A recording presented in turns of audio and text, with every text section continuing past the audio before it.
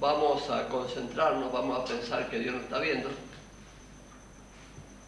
vamos a pensar que Él está acá y que Él nos está escuchando.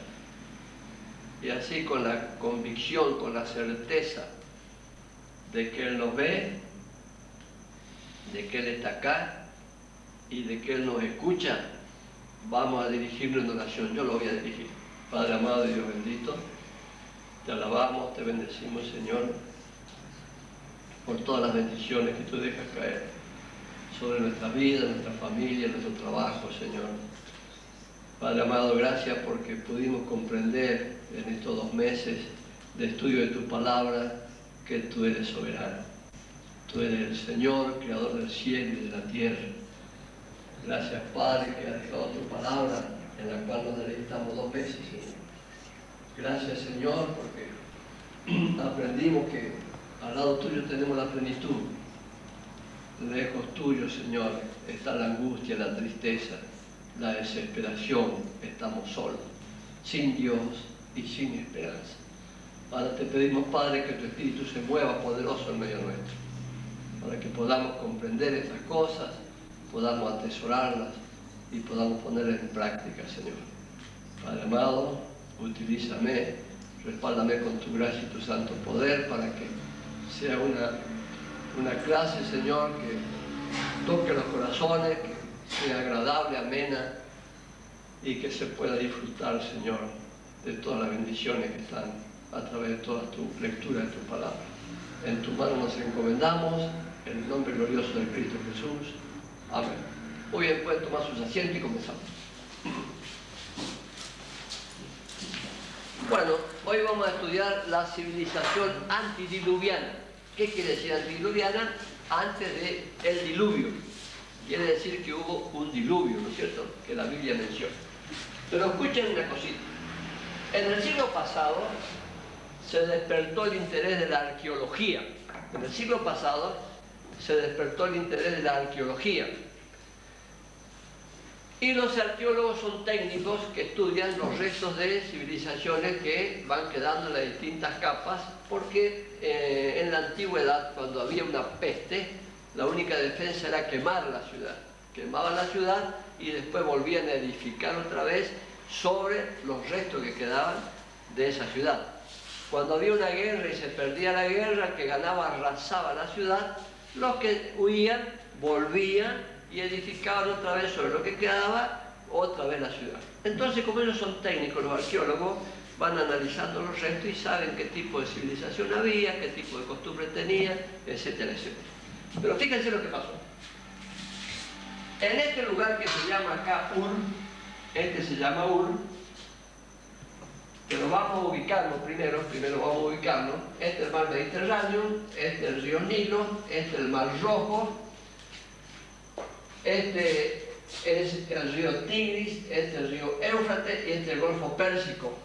Entonces, en esta zona comenzaron los arqueólogos a trabajar. ¿Y dónde va que un arqueólogo que está trabajando en Ur? ¿Se acuerdan que en la clase pasada dimos que Abraham estaba en Ur? ¿Se acuerdan?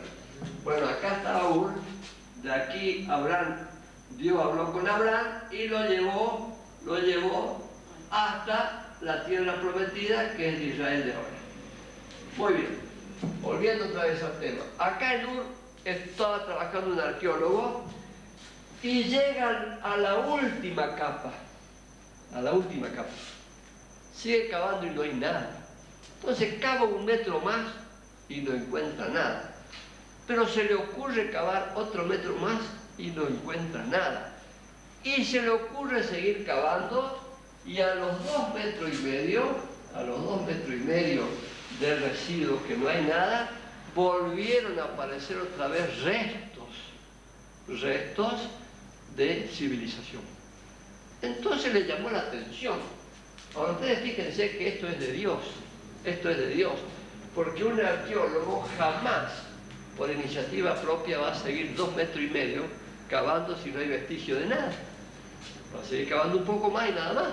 Es muy costoso, porque es un proceso muy delicado para no destruir lo que van encontrando. Pero este hombre fue cavando 2,5 metros y a los 2,5 metros tuvo la sorpresa de encontrar otra vez restos. Entonces manda a analizar la tierra de esos 2,5 metros y le informan que son los restos de una gran inundación. Para nosotros que estamos cerca de un río, acá el río Paraná, sabemos lo que es la inundación. Viene la inundación y deja troncos, deja palos, deja todas esas cosas. Ahora ustedes fíjense qué inundación tendría que ser para que deje el residuo de 2,5 metros. 2,5 metros. Se reúnen los arqueólogos a estudiar a ver qué es lo que podría ser y llegan a la conclusión de que es el diluvio. Estos son los restos, los residuos, sedimentos del diluvio que habla la Biblia. Entonces a los arqueólogos ya no les interesó tanto estudiar lo que estaba arriba del diluvio, sino lo que estaba antes del diluvio. Y entonces estudiando encuentran a unos 17 kilómetros de Ur la ciudad más antigua del mundo, que es Eridu. Y coincide con la narración de la Biblia, donde dice que estaba el paraíso terrenal. Entonces los teólogos y los arqueólogos llegaron a la conclusión que aquí estuvo el paraíso terrenal. A unos 17, 18 kilómetros está otra ciudad que es Erech. Y a otro, la civilización va para allá, y a otros 17, 18 kilómetros está Obeik. Y así son más o menos 16 ciudades que encontraron antes del diluvio. Pero a mí lo que me interesa es que a unos 20, 30 kilómetros encontraron una ciudad que se llama Fara. Esto es lo que me interesa a mí. Porque en Fara vivía un personaje que todos ustedes lo conocen. Ahí vivía Noé, en Fara, Noé. Y dice Dios que miró del cielo y vio que el corazón del hombre se inclinaba al mal, es decir, no afloraba lo bueno del hombre porque se alejó de tal manera de Dios que solamente afloraba lo malo. Y dice que el corazón del hombre se inclinaba de continuo al mal y entonces Dios decide destruir a la humanidad. Pero por esa familia que encontró fiel, Noé, su esposa, sus 3 hijos y sus 3 nueras, no destruyó a la humanidad, sino que destruyó todo lo otro menos esta familia que era fiel. Entonces fíjense ustedes, si nosotros profundizamos, analizamos, filosofamos un poco, todos nosotros somos parientes. ¿Por qué? Descendemos de Noé. Y si vamos un poquito más arriba, Adán y Eva, ¿no es cierto? Pero suponiendo que, y partiendo de Noé, todos somos parientes. Ustedes son parientes míos. A pesar de que yo soy feo, así, ¿qué le vamos a hacer? Los parientes no se eligen, siento bien.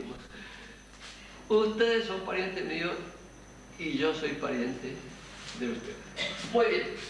Entonces le dice Dios a Noé: mira, Noé, yo voy a destruir la humanidad con mis palabras. Le digo, ustedes van a leer una historia muy linda que si llegamos se llega a concretar estos estudios de la palabra de Dios con más profundidad, vamos a analizar todo esto con detalles. Entonces yo le cuento así para que ustedes entiendan. Entonces Dios le dice: mira, Noé, vas a hacer un barco, y le da la medida. Ahora fíjense ustedes las medidas que le da Dios. Tiene que hacer un barco de 140 metros de largo, vayan pensando, 23 metros de ancho y 14 metros de alto. Si ustedes analizan, es un transatlántico. Entonces fíjense ustedes que el hombre no andaba en las cuevas. Cuando dicen que descendió el mono y que andaba en las cuevas, el hombre fue sumamente inteligente y ahora vamos a ver por qué perdió mucho el hombre, por qué perdió mucho la inteligencia el hombre. Pero Noé, Dios le dio la medida para que haga un transatlántico. Y Noé hizo un transatlántico. Y están todas las medidas, como tiene que ser, toda la Biblia, y los arquitectos hicieron un arca chiquitita con la misma medida. Por supuesto que guardando la relación. Y la querían hundir y no podían. La daban vuelta para que hunda así, se paraba. La daban vuelta así, se paraba. No la podían hundir. Parece que el que le dictaba a Noé cómo tenía que ser el arca, parece que sabía. ¿Quién era? Dios. Y Noé hizo un arca que aguantó un diluvio y un temporal tremendo, porque dice que no solo llovió 40 días, sino que da la sensación de que se hundió la tierra porque las napas también surgían, de tal manera que cubrió toda la tierra. Muy bien. Dice la Biblia que Noé navegó 800 kilómetros y el arca encalló en el monte de Ararat. Escuchen bien, el arca anduvo y encalló en el monte de Ararat. El monte de Ararat tiene una altura de 5.400 metros. Esa es la altura que tiene el monte de Ararat. Muy bien, hasta ese momento no llovía, sino que cayó un rocío, dice la Biblia. Y con ese rocío, que era tan abundante, había hermosa cosecha. Pero después, cuando se terminó el arca y llegó el momento, cayó la lluvia. Y Dios le dijo a Noé, yo voy a cerrar la puerta. Y yo me imagino por qué dijo Dios. Noé tenía parientes, tenía amigos, tenía allegados, y cuando empezó a llover nomás se habrán asustado, porque Noé le habrá predicado a muchísima gente, parientes, amigos. Mirá, estoy haciendo un barco porque Dios me dijo así, que va a llover. ¿Qué es la lluvia? No sabían. Entonces no le hicieron caso, no creyeron. Y el momento que llegó el diluvio, cerró la puerta a Dios, y Noé no podía abrir porque Dios dijo, cuando yo cierro nadie abre. Y los parientes le habrán gritado, Noé, yo soy tu sobrino, Noé, yo soy tu hermano, Noé, escúchame, yo soy fulano de tal. Y Noé se habrá desesperado porque habrá sido un dolor tremendo, porque uno cuando lee así sin analizar no se da cuenta, pero cuando analiza, como ustedes van a aprender a analizar la Biblia, se van a dar cuenta que es un dolor tremendo el que habrá pasado Noé. Tan tremendo habrá sido que Dios le hace una promesa a Noé.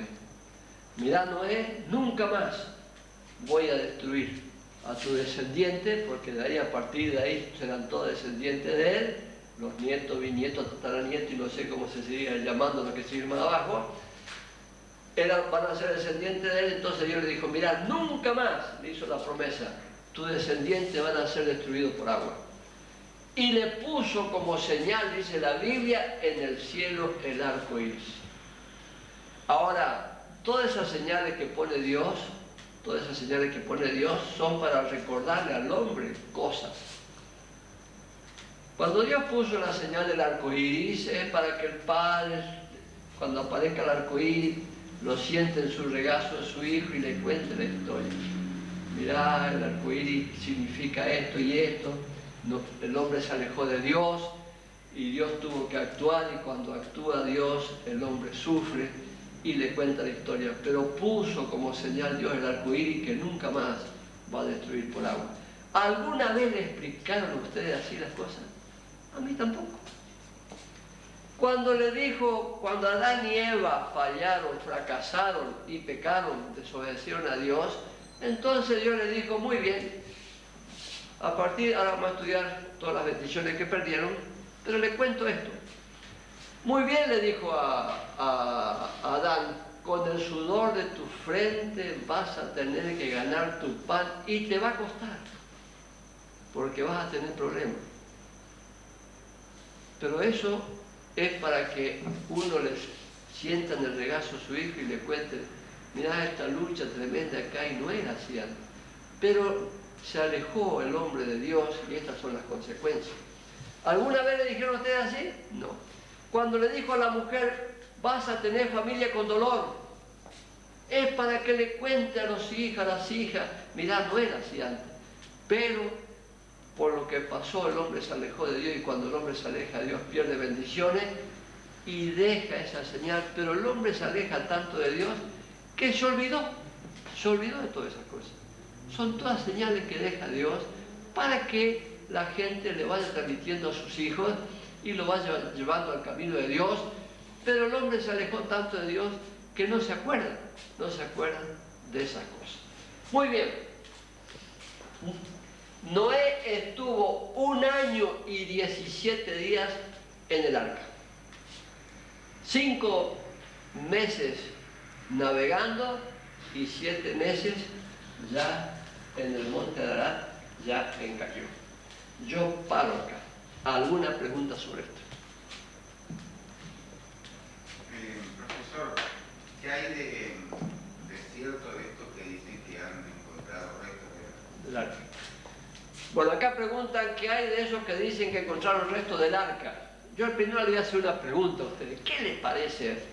¿Esto será cierto? ¿Será un cuento chino? ¿Esto? ¿Qué les parece a ustedes? ¿Qué les parece? ¿Será cierto esto o no? Profesor, por las medidas que usted da, no creo, porque dicen que la han visto desde un avión, qué sé yo, los rusos que vieron. Bueno, yo les voy a contar lo que pasó. Les voy a contar lo que pasó. Si en la Biblia está que Dios le dijo a Noé que haga un arca y que Noé hizo el arca, es porque es así. ¿Saben por qué? Porque el arca se encontró. Ahora, la Biblia dice que el arca encalló en el monte de Ararat, y a que no saben ustedes dónde la encontraron. ¿Dónde la encontraron? En el monte de Ararat. Pero fíjense lo que pasó. Dios preservó el arca, porque si no ya iban a sacar pedacitos del arca para pedirle favores, pedacitos de arca para usar de adorno, no iba a llegar el arca nunca, siempre iba a ser nada más que una narración bíblica. Pero resulta que durante una temporada muy larga no llueve en esta zona. Y después que no llueve, por supuesto no hay nieve, hay un terremoto. Se abre el monte de Ararat y cuando se abre aparece el arca Noé.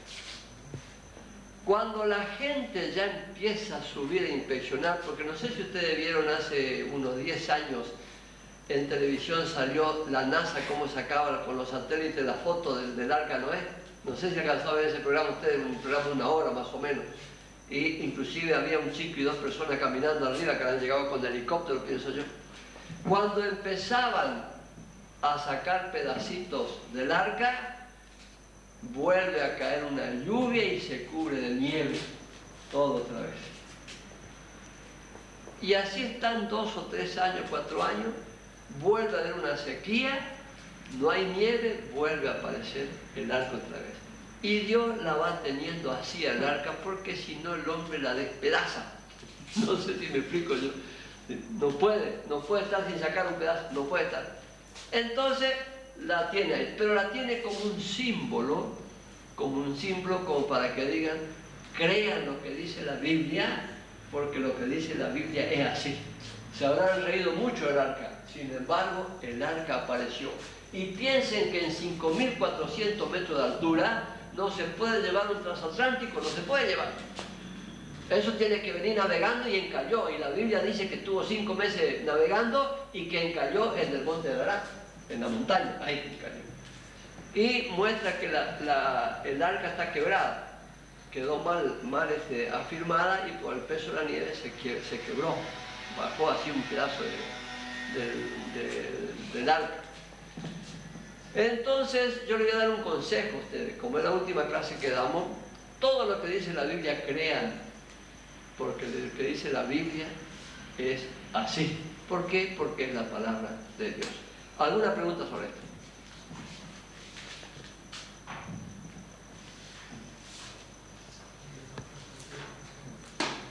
No hay. Bueno. Sí, yo vi. Sí. El arca la hizo en esa localidad. Para. O sea que la hizo en tierra firme. No, la hizo contra ¿En el río? Sí, contra el río. Ahora, Pero si iba a haber inundación, si se hacía en cualquier lado, iba a flotar lo mismo, ¿no? por supuesto, por supuesto. Donde él hiciera el arca iba a flotar, porque la inundación que vino, se puede imaginar el calibre que tapó toda la tierra. Bueno, cuando Noé pasa el tiempo, está otra vez en la tierra, siembra vid, hace una oportunidad vino, toma, se embriaga, y ustedes vieron que el que está dominado por el alcohol en ese momento hace cualquier cosa. Entonces, dominado por el alcohol, Noé empieza a desnudarse y se acuesta a dormir desnudo. Dice la Biblia que donde va que lo ve un hijo y se ríe de la desnudez del padre. Y llama a los otros dos hermanos para que vengan a ver la desnudez del padre y reírse. Pero los otros dos hermanos tomaron, con mis palabras le digo, una frazada, uno de una punta y otro de otra punta, y retrocediendo sin mirarlos, llegan hasta donde está el padre y lo cubren. Muy bien. Se despierta Noé, se le pasan los efectos del alcohol, y pienso yo, esto lo dice la Biblia, pero uno analizando, meditando así, pienso yo que este hijo que se burló le habrá hecho algún chiste, alguna cosa así, o se habrá enterado Noé, y Noé lo maldice porque vio su desnudez. Y le dijo: tus descendientes van a ser siervos de los descendientes de tus dos hermanos. Y fíjense lo que pasó. Los descendientes de uno de los hijos de Noé se fueron a poblar el Asia. Los descendientes del otro hijo de Noé se fueron a poblar Europa. Y los descendientes del que le dio la maldición se vino a poblar África. Y fíjense ustedes que los africanos en 4.000 años, 6.000 años, no inventaron ni siquiera el triciclo, nada. Siempre taparrabo, arco y flecha. Arco y flecha. Y le hago una pregunta más triste todavía. ¿Los esclavos de nuestra patria de dónde eran? ¿Los esclavos de Brasil de dónde eran? ¿Los esclavos de Norteamérica de dónde eran? ¿Los de Centroamérica dónde eran? Se cumplió la maldición de Noé. ¿Sí? Para Dios el respeto a los padres es tremendo. Los hijos tienen la obligación de respetar a los padres porque para Dios eso es primordial. El hijo tiene que respetar, honrar a los padres. Y hay una promesa que estudiamos, para que tengan largos días y felices. Y entonces este no respetó al padre. Y Dios apoyó la maldición. Y fíjense ustedes el problema que tuvo un continente, que gracias a Dios se está cortando esa maldición, porque ahora se están aceptando a Cristo Jesús de a miles. Y se va cortando eso. Pero ¿cuánto tiempo estuvieron sufriendo por no respetar al Padre? No solo fue la tercera y cuarta generación, sino muchísimo más. Pero para Dios el respeto al Padre y a la Madre es fundamental. ¿Alguna pregunta sobre esto?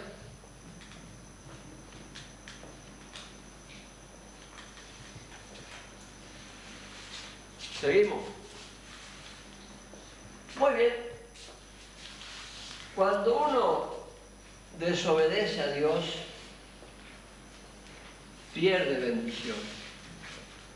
Cuando uno se aleja de Dios, pierde bendición. Fíjense ustedes que Dios lo hizo al hombre inmortal. Dios lo hizo al hombre, a nosotros, inmortal.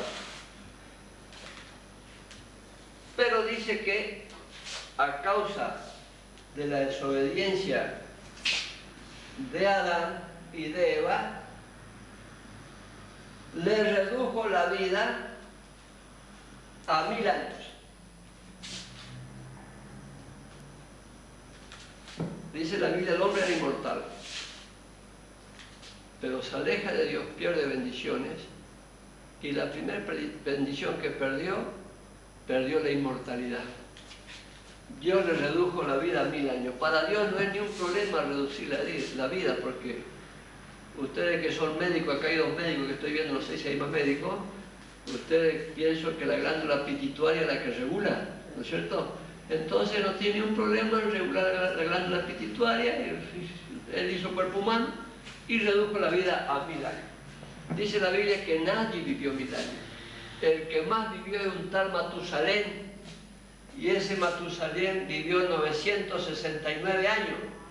Por eso ustedes han escuchado alguna vez cuando ven un viejito, una viejita por allá que le dicen, esa es más vieja que Matusalén. ¿Ustedes escucharon o no?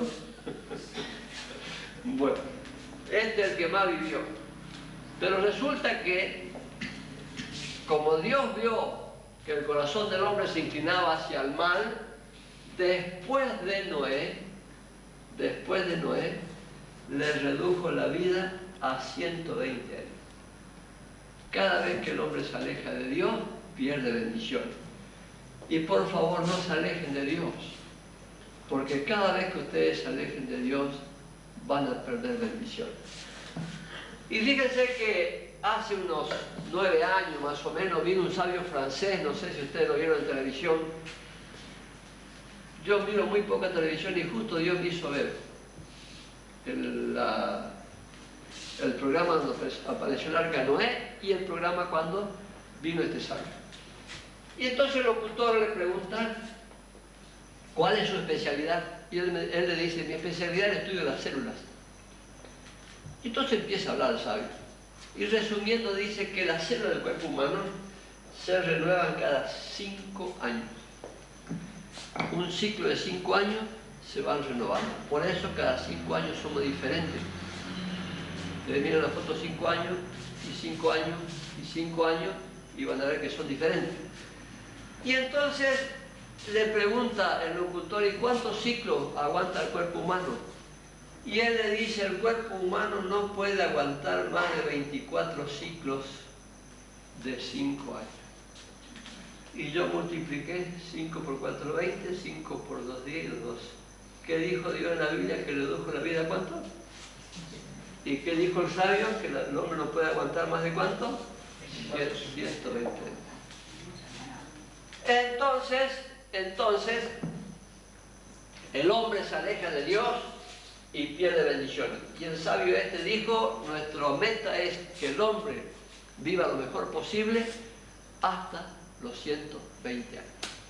Ahora la Biblia, Dios dice que el hombre hasta los 70 años es fuerte.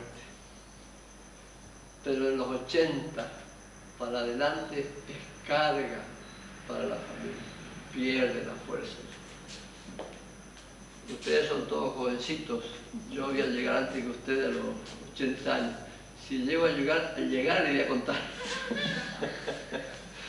Pero la Biblia dice así. Y si la Biblia dice así, es así. Y probablemente haya algún familiar de ustedes que haya pasado los 80 años y pueden confirmar o no si pierde su fuerza y ya es carga para la familia. Una pregunta sobre esto, si no seguimos viendo qué es lo que pierde el hombre cuando se aleja de Dios. ¿Sí? Aún con las bendiciones de Dios después de los 80 años, siempre tiene que ser carga para la familia. Yo pienso que uno que está consagrado a Dios no tiene fuerza, porque Él dice que los jóvenes flaquean y caen. que están sin Dios, los jóvenes. En la lucha por la vida se cansan, flaquean y caen. Pero los que esperan, sigue diciendo Dios, en Jehová, que estudiamos la clase pasada, tendrán nueva fuerza y sus fuerzas se van a renovar como el águila y van a levantar vuelo. ¿Vieron el águila como van a levantar vuelo? Van a pasar sobre luchas, por problemas, todo, pero va a estar fuerte. Ustedes piensen que a los 80 años Moisés sacó al pueblo, a los 80 años, sacó al pueblo de Egipto. Y Moisés, hasta que él murió a los 120 años, no usó anteojos. Leía. Y todavía gobernaba. Y yo le quiero mandar a algunos de ustedes, o yo nomás que, no sé si hay un político acá que vaya y gobierne 3 millones de personas que estén protestando siempre. Porque el hombre protesta, que no había carne, que no había cebolla, que no había agua, que no querían maná, que querían carne, porque querían maná. Y 120 años. Ahí murió Mesías, a los 120 años. Pero con fuerza. Y dice Dios que le da fuerzas como el águila va renovándose. Así que el que está en el camino del Señor tiene fuerza. Lo que yo siento es no haber conocido de jovencito. Yo conocí, estudié la Biblia, empecé a estudiar profundamente a los 30 años y a los 32, ahí sí tomé la determinación de seguirlo a Dios hasta la muerte. Pero ¿cuánto tiempo perdí? ¿Cuántas bendiciones perdí? A pesar de que yo le agradezco a Dios en mis oraciones, que antes que yo lo conociera, Él me bendecía. Porque es cierto, yo le digo, Señor, yo te agradezco porque antes que yo te conociera, de chiquito, vos ya estabas protegiéndome y cuidándome. Y usted analiza la vida de usted y muchas veces, sin tener conocimiento de Dios, la mano de Dios ya estaba en ustedes. Y yo le voy a decir una cosa, ustedes no están por casualidad acá. En primer lugar, ustedes son privilegiados. Porque dijo Cristo que muchos son llamados, a muchos se le habla, pero pocos aceptan. Y ustedes aceptaron a venir. Y dice Dios, al que me honra, yo lo honro. Y ustedes dejaron sus comodidades, dejaron su programa de televisión, a lo mejor vienen cansados, pero vienen, están honrando a Dios. ¿Y qué dice Dios al que me honra? ¿Qué dice Dios? Yo lo honro. ¿Dios lo va a honrar? Lo va a honrar a ustedes. Es lo mismo, yo siempre comparo la familia con Dios. Si tienen un hijo fiel, que los honra a ustedes, ¿ustedes están contentos o están tristes? Pero si tienen un hijo que no los honra, que es un dolor de cabeza, problema, ¿lo hace sufrir a usted o no? Y Dios dice, al que me honra, yo lo honro. Y al que me tiene un poco, dice Dios, yo también lo tengo un poco. Entonces, si yo no tengo a Dios así, Él me bendice así nomás. No sé si me explico, yo me explico. No sé si hay otra preguntita. Seguimos. Muy bien, ¿qué otra cosa perdió el hombre? Fíjense ustedes que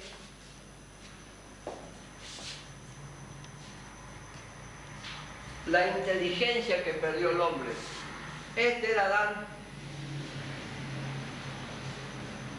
El grado de inteligencia que tenía Adán no la tuvo ningún otro hombre.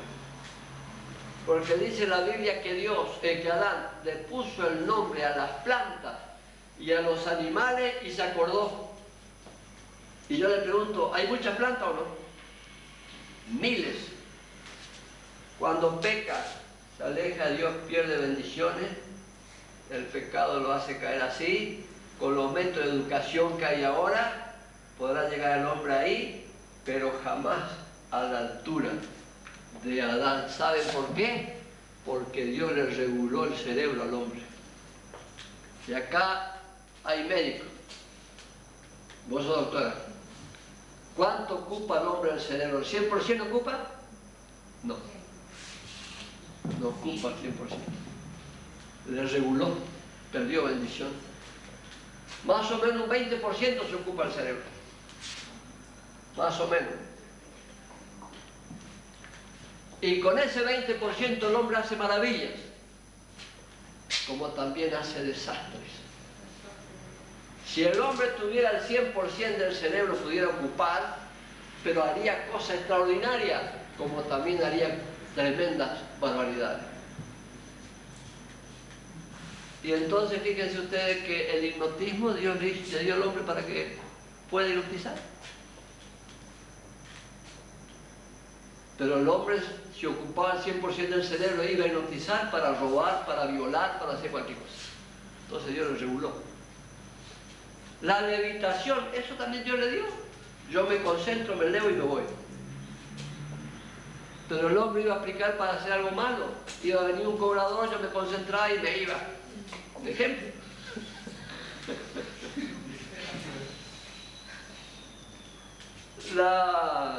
La telepatía, eso Dios le dio al hombre. Yo me concentré acá y estoy hablando con Buenos Aires, con Ushuaia, allá con Nueva Zelanda, y no solo estar hablando, sino viéndolo. Pero Dios le sacó. Y cada vez que el hombre se aleja de Dios, pierde bendición. Por favor, sigan al lado de Dios y tengan la seguridad que van a estar bendecidos. Pero depende de ustedes, depende de ustedes. Y no lo cuestionen a Dios, que porque así, porque asado. Él es soberano, Él sabe.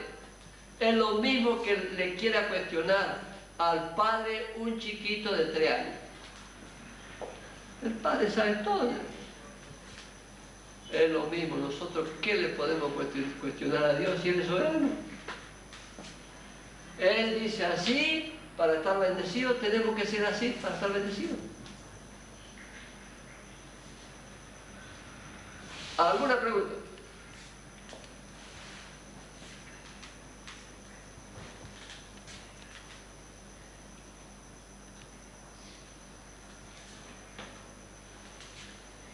Yo tengo que hacer una pregunta a ustedes.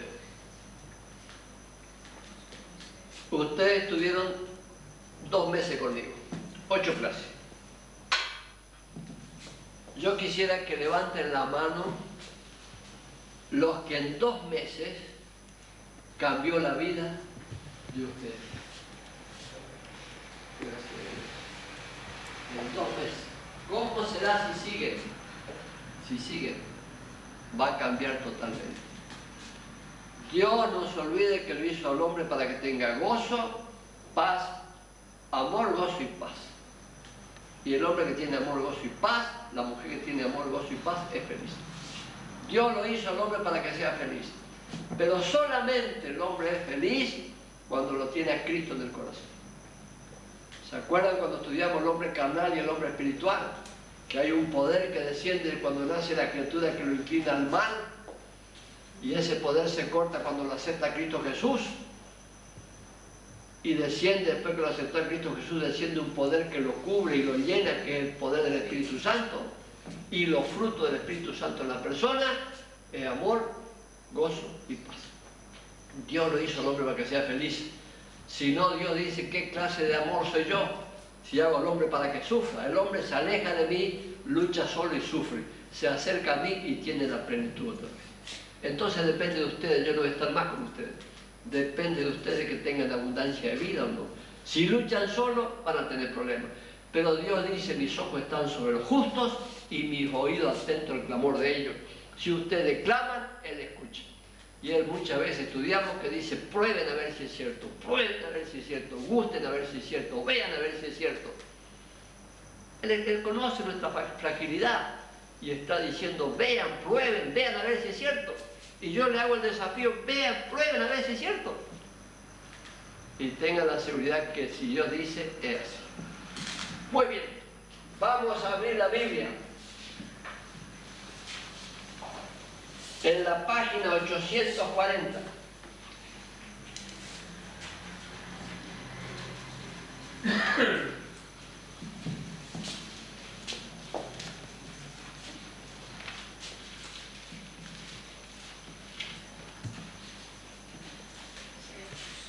En la página 840, Hechos de los Apóstoles, el libro que estaban leyendo ustedes, el segundo libro que leían, en la página 840 dice Hechos de los Apóstoles, hay un uno grande, yo le voy a ir salteando y vamos a ir repasando todo lo que dice.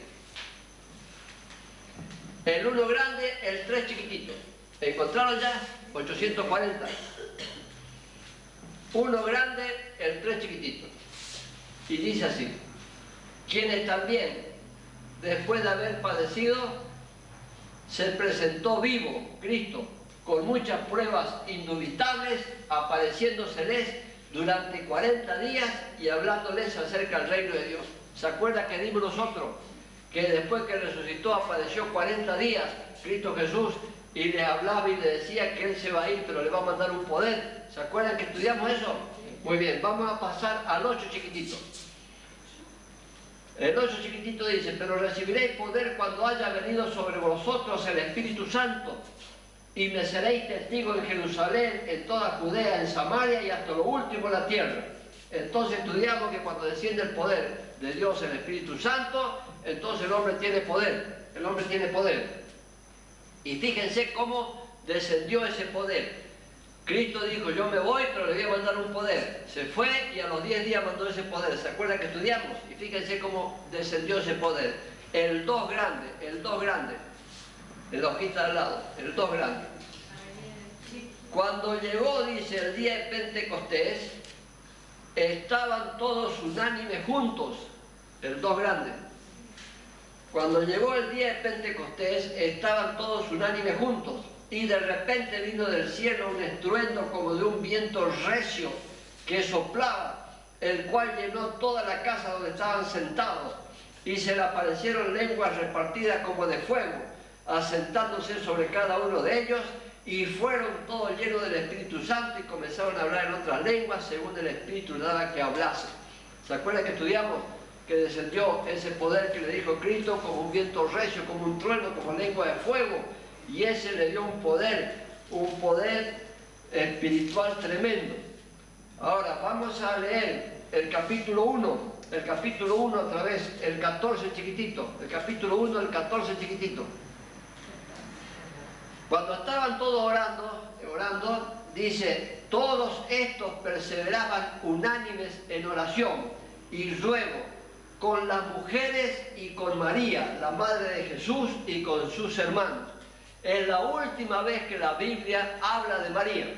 Es la última vez. Y acá dice que estaban unánimes orando. Los 120 convertidos, los primeros 120 convertidos. Estaban unánimes orando. Y con las mujeres dice, y con María, la madre de Jesús, y con sus hermanos, los hermanos de Jesús. Den vuelta la hojita. Lleno del Espíritu Santo. Lleno del Espíritu Santo. Predica Pedro. Entonces predica Pedro, un pescador, pero lleno del Espíritu Santo, del poder de Dios. El 41 chiquitito, el 2:41.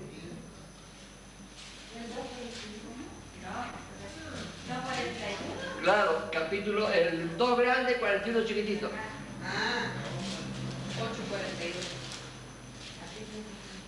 Y entonces dice: así que los que recibieron sus palabras fueron bautizados, y se añadieron aquel día como 3.000 personas. Predica Pedro, un pescador, lleno del poder de Dios, y ese es el que le convence. El Espíritu Santo es el que convence. Ahora yo quiero hacer una pregunta, no sé si ustedes se dieron cuenta, todo lo que yo les dije ustedes creen. Todo lo que yo les dije ustedes creyeron. ¿Y por qué creen? ¿Porque soy yo? No, porque el Espíritu del Santo es el que le está convenciendo que lo que yo digo es realidad.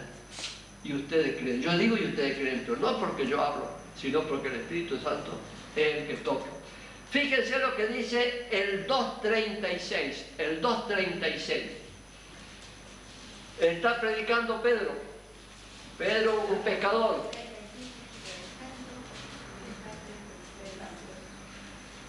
Sepa, eso es lo que predica Pedro, está predicando y termina diciendo: sepa pues ciertísimamente toda la casa de Israel, que a este Jesús a quien vosotros crucificasteis, Dios le ha hecho Señor y Cristo.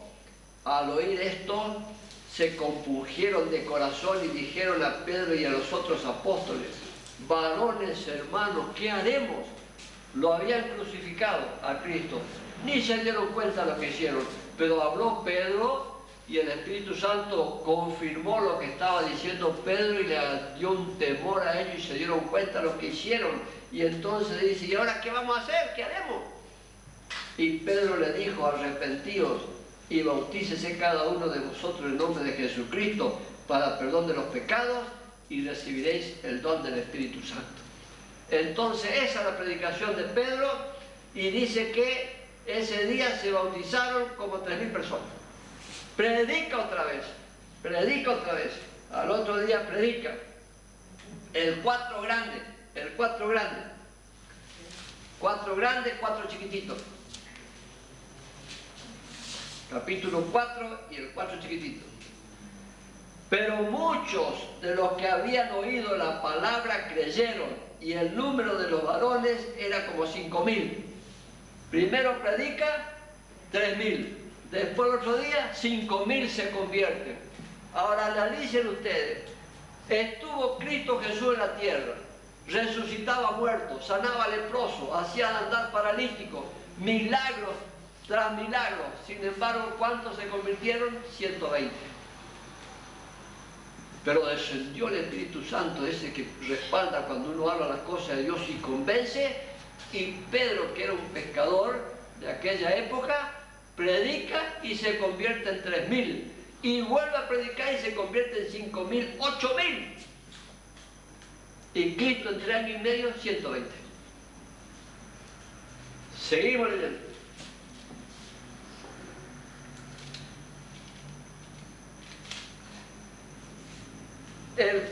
El 4, 12, el 4 grande, 12 chiquititos.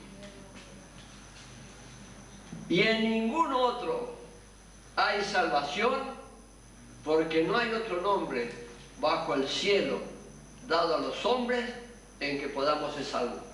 Acá Dios está diciendo que no hay otro plan de salvación nada más que el de Cristo Jesús.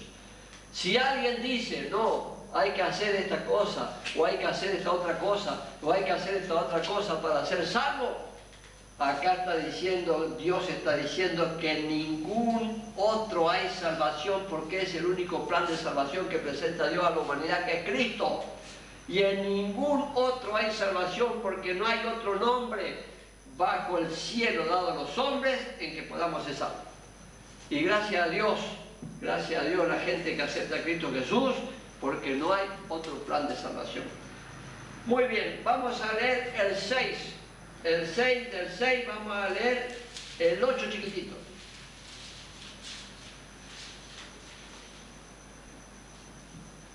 Y acá aparece un tal Esteban. Y dice el 8 chiquitito: y Esteban, lleno de gracia y de poder, hacía grandes prodigios y señales entre el pueblo, lleno del Espíritu Santo, hace prodigios y señales. Entonces, el 10 para no demorar mucho, el 10 chiquitito. Pero no podían resistir la sabiduría y el Espíritu con que hablaba este lleno del Espíritu Santo. No podían, la gente, los estudiosos, los que querían rebatir, no podían resistir a la sabiduría y al Espíritu con que hablaba. Entonces sobornaron a unos para que dijesen que le habían oído hablar palabras blasfemas contra Moisés y contra Dios. Muy bien, vamos a leer el 7.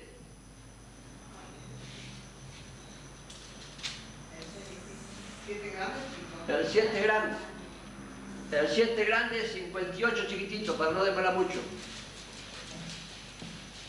Entonces Esteban predicaba la cosa de Dios. Se enfureció el pueblo, porque Satanás no se va a quedar quieto. Satanás va a turbar, va a molestar cuando se predica la palabra de Dios. Y el 58 chiquitito dice así: y echándole fuera de la ciudad lo apedrearon a Esteban, porque predicaba las cosas de Dios, y echándolo fuera de la ciudad lo apedrearon. Y los testigos pusieron sus ropas a los pies de un joven que se llamaba Saulo. Este Saulo es San Pablo. Entonces, fíjense que lo llevaban apedrearlo, para matarlo, y pusieron la ropa a los pies de San Pablo, que en aquella época todavía no era San Pablo, era Saulo de Tarso, y él aprobaba. Y dice, y apedreaban a Esteban mientras él invocaba y decía, Señor Jesús, recibe mi espíritu, y puesto de rodillas clamó a gran voz, Señor, no le tomes en cuenta este pecado, y habiendo dicho esto, durmió, se murió. Y el 8, sigue diciendo el 8, grande, y Saulo consentía en su muerte. San Pablo era un torturador, ¿te acuerdas que estudiamos? Y Saulo consentía en su muerte. En aquel día hubo una gran persecución contra la iglesia que estaba en Jerusalén, y todos fueron esparcidos por las tierras de Judea y de Samaria, salvo los apóstoles. Y hombres piadosos llevaron a enterrar a Esteban e hicieron gran llanto sobre él. Y Saulo, San Pablo, asolaba a la iglesia y entrando casa por casa arrastraba a hombres y a mujeres y los entregaba en la cárcel. Muy bien, pasa el tiempo, Saulo pide permiso al Senadrín para ir a perseguir a los cristianos en Damasco, y fíjense lo que pasa, el 9 grande.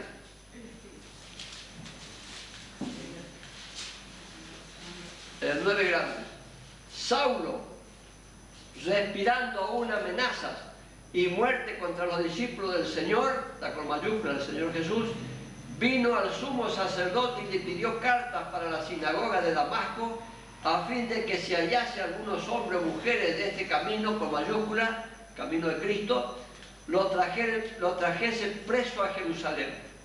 Mas yendo él por el camino, aconteció que al llegar cerca de Damasco, repentinamente le rodeó un resplandor de luz del cielo, y cayendo en tierra oyó una voz que le decía, Saulo, Saulo, ¿por qué me persigues? Y él dijo, ¿quién eres, Señor? Y le dijo, yo soy Jesús, a quien tú persigues. Dura cosa te es dar coces contra el aguijón.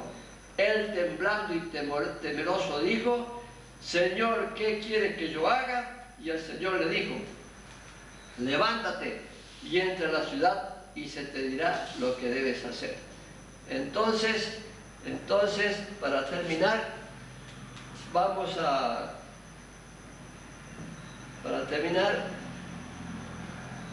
a leer el 20 chiquitito y terminamos, 9:20. Entonces Saulo se convierte, quedó ciego, vino Ananías, lo sanó. Entonces él quedó meditando en la cosa de Dios. Y fíjense lo que pasó, el 20. Enseguida predicaba a Cristo, San Pablo, Saulo, en la sinagoga diciendo que este era el Hijo de Dios. Él perseguía a Cristo, tuvo el encuentro con Cristo y ya predicaba, empezó a predicar. Y todos los que le oían estaban atónitos y decían, ¿no es este el que asolaba en Jerusalén a los que invocaban este nombre? Y a eso vino acá, para llevarlos presos ante los principales sacerdotes. Pero Saulo mucho más se esforzaba y confundía a los judíos que moraban en Damasco, demostrando que Jesús era el Cristo. Convertido, el torturador, Cristo entró en el corazón, cambió, lo transformó, y a partir de ahí es el hombre que Dios utilizó por su cultura y por su fortuna para predicar en todo el mundo conocido. Muy bien, acá tuvimos un repaso de lo que estuvimos dando. Ahora le voy a pedir, ahora llegamos a la parte más importante del estudio.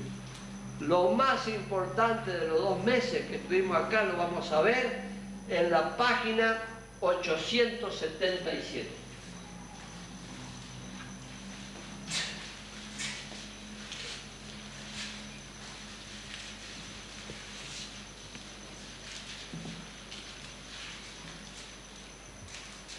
En la página 877 hay un 10 grande.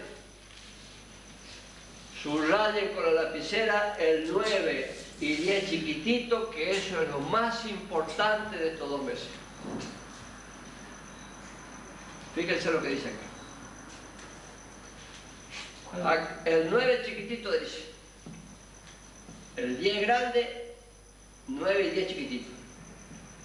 Que si confesares con tu boca que Jesús es el Señor y creyeres en tu corazón que Dios le levantó de los muertos, serás salvo. Porque con el corazón se cree para justicia, pero con la boca se confiesa para salvación. Entonces acá está diciendo que si confesares con tu boca que Jesús es el Señor, ¿por qué dice Dios eso? Porque Satanás no puede leer el pensamiento. Entonces Dios quiere que uno confiese con la boca para que Satanás escuche que nosotros salimos de la mano de Satanás y pasamos a la mano de Dios. Entonces acá hay dos pasos que hay que hacer. Primero dice dos pasos, que si confesares con tu boca que Jesús es el Señor y creyeres en tu corazón que Dios le levantó de los muertos, serás salvo. Yo hago una pregunta. Levanten la mano los que creen que Dios resucitó a Cristo Jesús en el tercer día. Levanten la mano los que creen que Cristo resucitó. Bajen la mano. Ahora viene el otro paso. Ya dieron un paso, el otro paso. Que si confesares con tu boca que Jesús es el Señor, porque con el corazón se cree para justicia, pero con la boca se confiesa para salvación. Entonces acá tenemos que confesar ahora. Ya aceptamos el primer paso, creemos que Cristo Jesús resucitó. Ahora tenemos que confesar para que Satanás escuche de nuestros labios que Cristo es nuestro Señor. Entonces yo le voy a pedir que se pongan de pie porque este es un momento tremendamente importante en la vida de ustedes. Y vamos a repetir, bien fuerte para que escuche Satanás, bien fuerte. Entonces vamos a repetir, reconozco fuerte, que soy imperfecto, soy un pecador, pero acepto en mi corazón que Cristo Jesús murió por mis pecados. Y acepto en mi corazón que la sangre de Cristo limpia mi alma ante los ojos de Dios. Y acepto en mi corazón que Cristo Jesús es mi Señor. Gracias Jesús, porque soy salvo.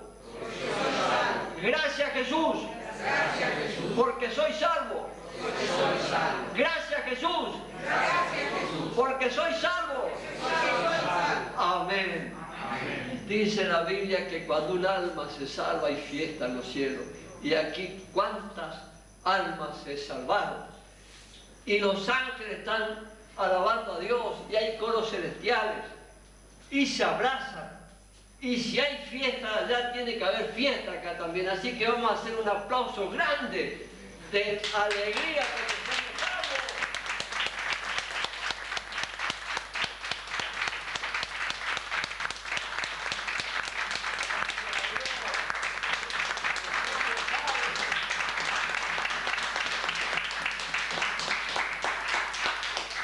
Yo los felicito. El sacrificio de Cristo no fue en vano para la salvación de ustedes. Muy bien, con esto damos por finalizado el cursillo. Yo les agradezco muchísimo la presencia de ustedes. Ha sido un placer tener un grupo tan hermoso como el que componen ustedes. Antes de retirarse, yo voy a ir primero a la puerta y me voy a ir despidiendo de ustedes. Así que se quedan en el mismo lugar hasta que yo les avise.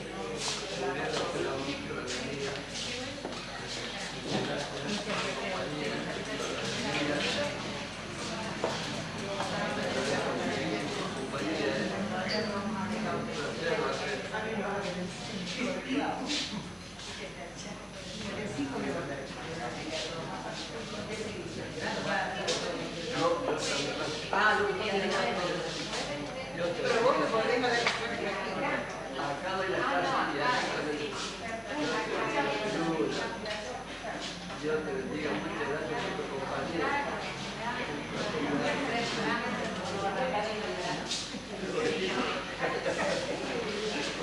Santiago.